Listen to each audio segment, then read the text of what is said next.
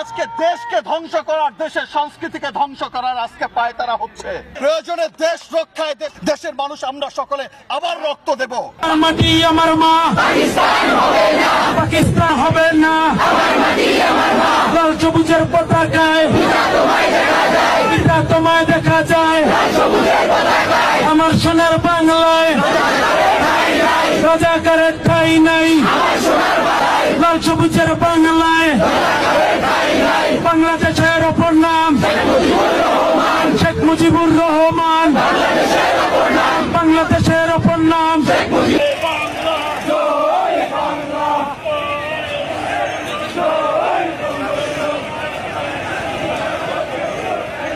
এবার মাথায় কাফনের কাপড় বেঁধে শেখ হাসিনাকে দেশে ফেরানোর আন্দোলনে নামলেন বাংলাদেশের চিত্রনায়ক শাকিব খান।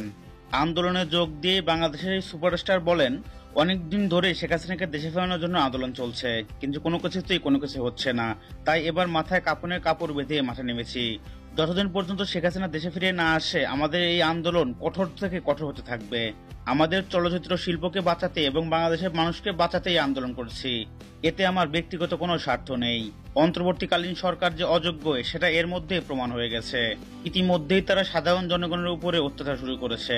এই সবকিছুর অবসান ঘটাতে চাইলে শেখ হাসিনাকে অবশ্যই দেশে ফেরাতে হবে। প্রিয় দর্শক, শাকিব খানের এমন মন্তব্য আপনারা কিভাবে দেখছেন তা অবশ্যই কমেন্ট করে জানিয়ে দিবেন আমাদের ভিডিওর কমেন্ট বক্সে।